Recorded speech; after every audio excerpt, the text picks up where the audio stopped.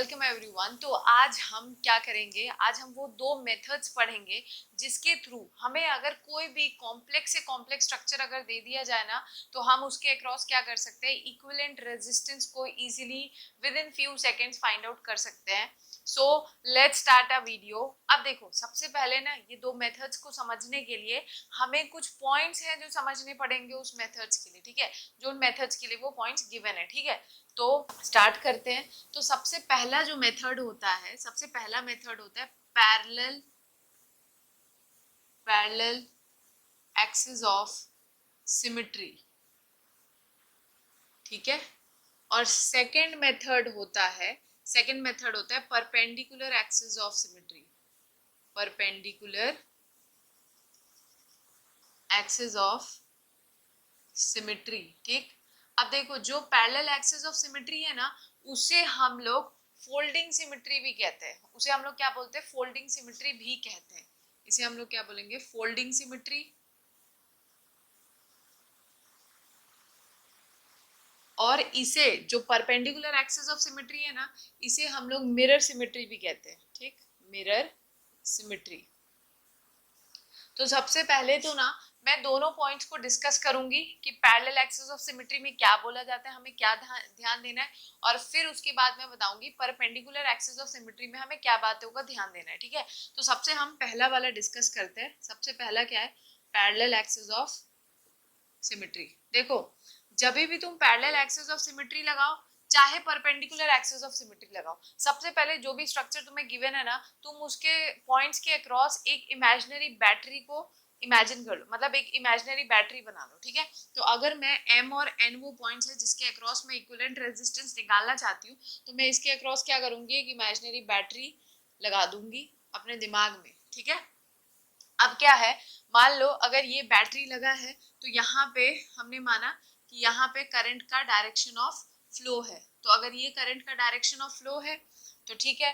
तो अब हमें ये चीज इसलिए ध्यान रखनी है ना, क्योंकि हम करंट के डायरेक्शन के फ्लो के हिसाब से ही पैरेलल एक्सिस ऑफ सिमेट्री और परपेंडिकुलर एक्सिस ऑफ सिमेट्री लगाते, ठीक है। तो जिस डायरेक्शन के अलोंग करंट फ्लो कर रहा है, अगर उसी के अलोंग तुमने अपना एक्सिस ले लिया, ठीक है, अगर इसी के अलोंग हमने अपना एक्सिस ले लिया, तो हम क्या बोलते हैं, हम कौन सा सिमेट्री लगा रहे हैं, हम पैरेलल एक्सिस ऑफ सिमेट्री को उस टाइम यूज कर रहे हैं, ठीक है। Axis is taken along the direction of flow of current, ठीक है। ये होता है इसका पहला पॉइंट। अब देखो, इसका सेकंड पॉइंट क्या होता है कि जो भी एक्सिस है, हमने एक्सिस किसके अक्रॉस लिया है, इसके अक्रॉस ना, ये है हमारा एक्सिस। तो जो भी एक्सिस है ना, उसके जो कॉरेस्पॉन्डिंग पॉइंट्स होते हैं, उसके कॉरेस्पॉन्डिंग पॉइंट्स के पोटेंशियल क्या होते हैं, सेम होते हैं। तो एक्सिस के corresponding points have the same potential. तो ये इसका सेकंड पॉइंट होगा, एक्सिस के corresponding points have same potential, ठीक है।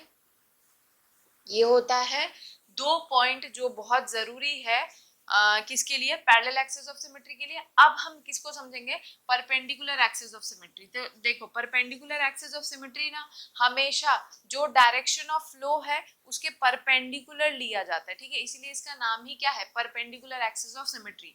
So it is taken perpendicular to the direction of flow of current, ठीक। ये इसका पॉइंट हो गया। अब दूसरा पॉइंट इसमें क्या होता है कि इसका मतलब हम अगर इसके अक्रॉस लेते हैं, अगर इस एक्सिस के अक्रॉस चल रहे हैं, तो हम कौन सा सिमेट्री लगा रहे हैं, परपेंडिकुलर एक्सिस ऑफ सिमेट्री। और एक बात ध्यान रखो कि परपेंडिकुलर एक्सिस ऑफ सिमेट्री में जो एक्सिस पे जितने भी पॉइंट्स लाई करते हैं ना, उनके पोटेंशियल्स क्या होते हैं, सेम होते हैं। तो एक्सिस पे लाई करने वाले points have the same potential, ठीक है। तो ये दो पॉइंट्स हैं जिनको ध्यान रखना पड़ता है। अच्छा, परपेंडिकुलर एक्सिस ऑफ सिमेट्री जब हम लगाएंगे ना, तो हमें एक बात और है जो ध्यान देनी पड़ेगी जो कि हम क्या करेंगे, जब ये हम अप्लाई करेंगे तभी हम देखेंगे, ठीक है। तो सबसे पहले ध्यान दे लो क्या पॉइंट मैंने बोला है।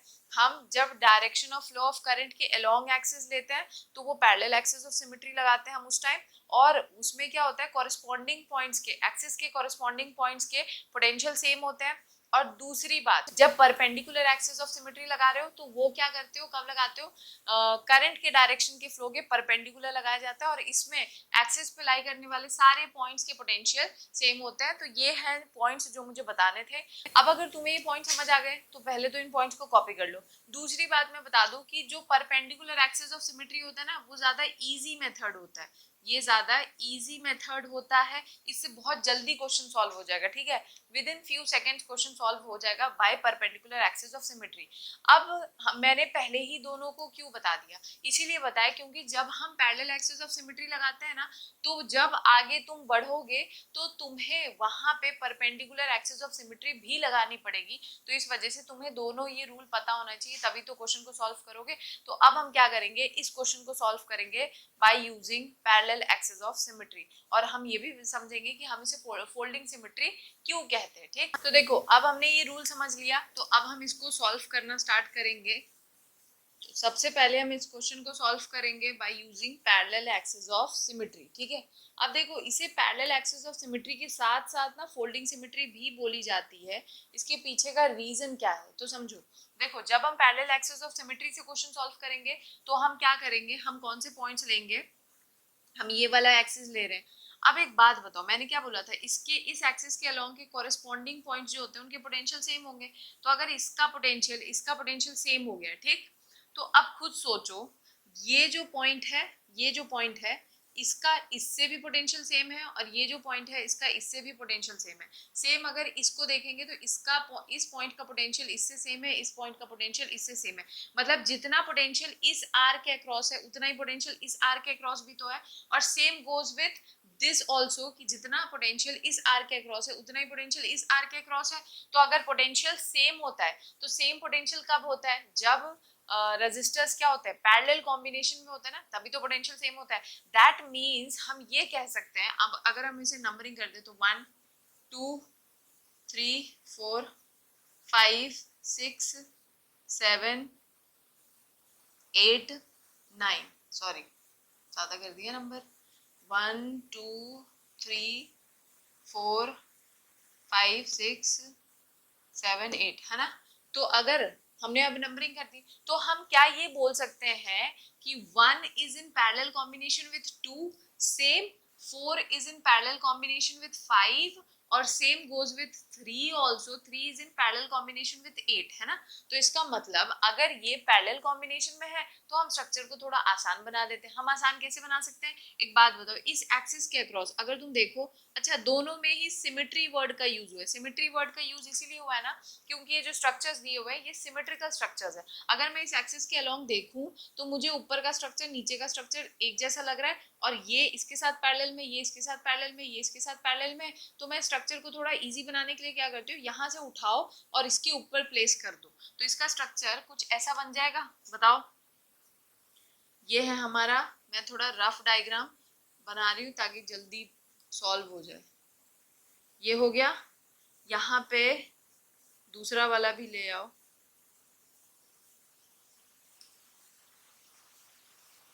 ये हो गया। तो यहाँ पे ये 1 is in parallel combination with 2, same क्या होगा, 3 is in parallel combination with 8, same 5 is in parallel, sorry 4 is in parallel combination with 5, यही तो होगा।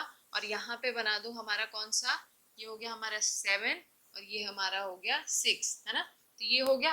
अब बताओ सबका कितना है, आर आर वैल्यू है, तो ये R is in parallel combination with this R, ये इसके साथ, ये इसके साथ, है ना। तो इसको सॉल्व कर लो, इसको सॉल्व कर लो एक साथ, इसको सॉल्व कर लो, तो ये कितना हो जाएगा बताओ।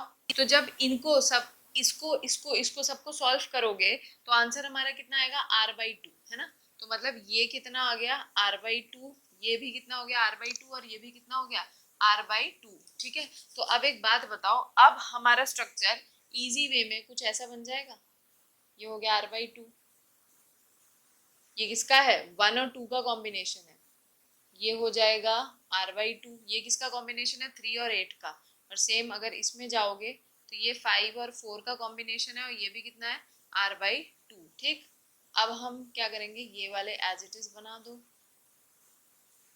ये हो गया हमारा 7, ये हो गया हमारा 6। ठीक, अब देखो, अब यहाँ पे जब हम आते हैं ना, जब हम पैरेलल को सॉल्व करके आते हैं तो यहाँ पे अब हमें परपेंडिकुलर एक्सिस ऑफ सिमेट्री लगानी पड़ेगी। ठीक, तो इसीलिए मैंने बोला था कि परपेंडिकुलर एक्सिस ऑफ सिमेट्री सबसे इजी होता है क्योंकि वो बहुत जल्दी सॉल्व हो जाता है क्वेश्चन। अभी देखना, इसके कंपैरिजन जब हम ये लगाएंगे तो क्वेश्चन यूं सॉल्व हो जाएगा। ठीक है, तो हम क्या करेंगे, यहाँ पे परपेंडिकुलर एक्सिस ऑफ सिमेट्री लगाएंगे। अब एक बात समझो, जो मैं बोलूंगी उसको ध्यान देना। जब हम परपेंडिकुलर एक्सिस ऑफ सिमेट्री लगाते हैं ना, तो मैंने क्या बोला था, direction of flow of current के परपेंडिकुलर लगाओ। तो यहाँ पे हमने क्या कर दिया, ये एक्सिस ले लिया परपेंडिकुलर एक्सिस ऑफ सिमेट्री। तो परपेंडिकुलर एक्सिस ऑफ सिमेट्री में ना हमेशा क्या होता है कि मान लो, अब इसे मिरर सिमेट्री यूं ही नहीं कहा जाता है, कोई रीजन है। ठीक है, तो जब हम परपेंडिकुलर एक्सिस ऑफ सिमेट्री लेते हैं तो जिस एक्सिस के अलोंग देख रहे हो उसमें देखो इधर का इमेज बिल्कुल ऐसे लगता है कि ये इसका मिरर इमेज है, ऐसा लग रहा है देखने में। तो क्या करो, करंट अगर यहाँ से हम फ्लो करवाएंगे I1 और यहाँ से करंट फ्लो अगर I2, तो एक बात ध्यान रखना, जब भी परपेंडिकुलर एक्सिस ऑफ सिमेट्री लगाओगे ना, तो एक्सिस का जो इधर वाला हिस्सा है, मतलब LHS का जो इधर LHS जो है, जो बिल्कुल RHS के जैसा ही लग रहा है, तो क्या करो, जो LHS में करंट फ्लो करवाए वही सेम करंट RHS में भी फ्लो करा दो। बस क्या करो, डायरेक्शन उसका ऑपोजिट कर दो। समझ आ रहा है? तो मतलब I1 करंट यहाँ पे एग्जैक्ट इसका मिरर इमेज है, तो यहाँ पे सेम करंट I1 यहाँ पे भी आएगा, बस इसका डायरेक्शन क्या हो गया, ऑपोजिट हो गया। ये ऊपर है तो ये नीचे जाते हुए। अब इसमें तो ये सीधा ही है ना, तो इसमें तो कोई ऑपोजिट नहीं कर सकते तुम लोग। तो यहाँ पे ये क्या हो जाएगा I2, तो यहाँ पे भी क्या आ रहा है I2, है ना। अच्छा, ये चीजें कर ली।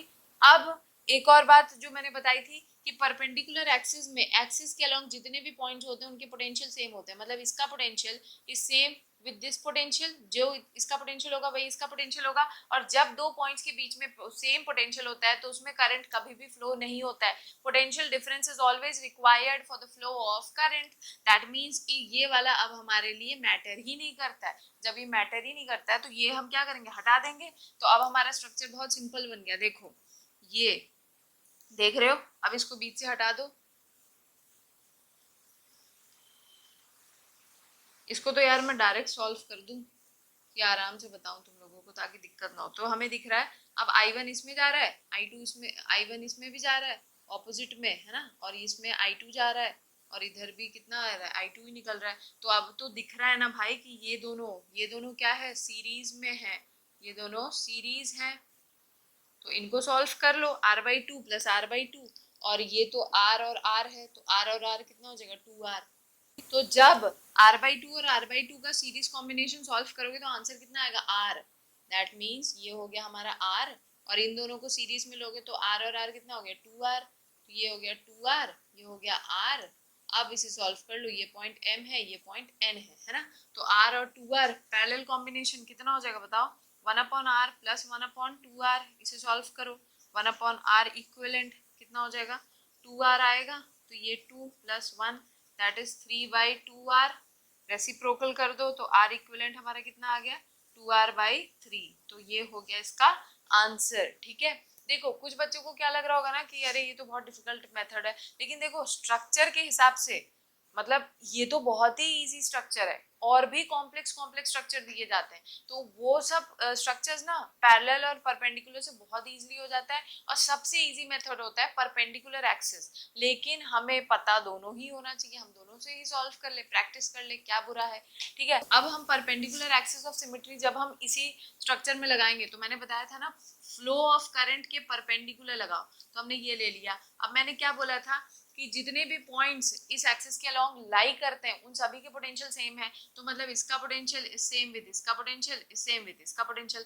मतलब अगर जिनका पोटेंशियल सेम है, तो एक बात बताओ, जब सेम पोटेंशियल होता है तो करंट तो वहां फ्लो ही नहीं करेगा। इसका मतलब ये रजिस्टर हमारे लिए फालतू है, ये रजिस्टर भी हमारे लिए क्या हो गया, फालतू हो गया। और चलो इनको अब हमने क्या किया, हटा दिया। ठीक, अब हम इस स्ट्रक्चर को कैसे बनाएं, तो मैं यहाँ पे थोड़ा बता देती हूँ। ये हो गया, ये बन गया,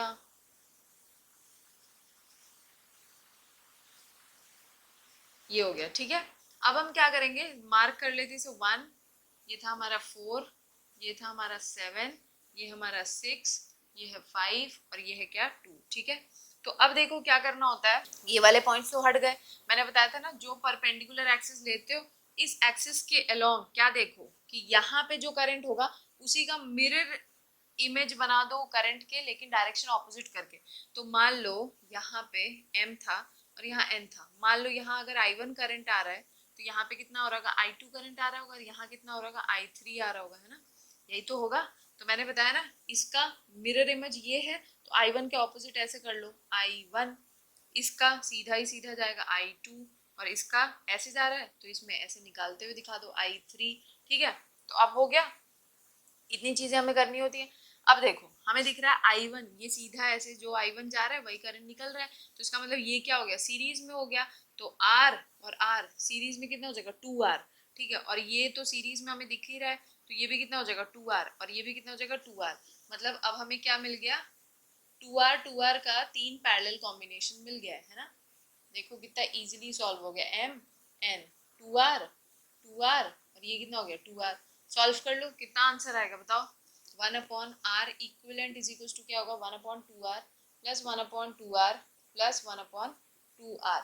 एलसीएम कितना आएगा, यहाँ सॉल्व कर रही हूँ मैं, 2r आया, ऊपर क्या हो गया 3, दैट इज 1/r इक्विवेलेंट, तो ये कितना हो जाएगा 2r/3। उससे भी आंसर यही आया था और अभी भी आंसर यही आया। तो देखो लेकिन फर्क क्या पड़ गया, परपेंडिकुलर एक्सिस ऑफ सिमेट्री में क्वेश्चन बहुत जल्दी सॉल्व हो जाता है, ठीक है। तो आई होप तुम लोगों को दोनों ही मेथड अच्छे से समझ आया होगा, parallel axis of symmetry and perpendicular axis of symmetry मैंने अपनी तरफ से बहुत अच्छे से समझाया। अगर तुम्हें अच्छा लगा तो वीडियो को शेयर करो अपने फ्रेंड्स के साथ एंड डू लाइक कमेंट।